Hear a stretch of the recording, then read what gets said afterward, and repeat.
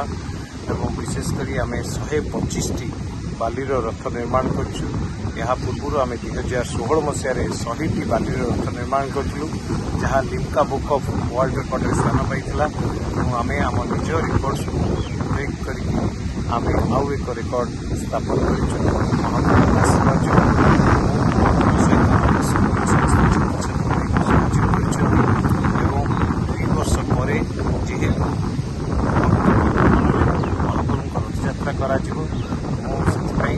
सब भक्त मान अनुरोध कि आम समस्ते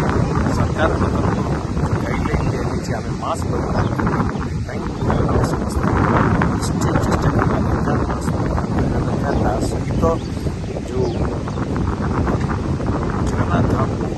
आम स्वच्छ धाम करने आम समस्ते सिंगल यूज प्लास्टिक को अवॉइड करवा सहित धाम को परिष्कार रखा मोर समस्त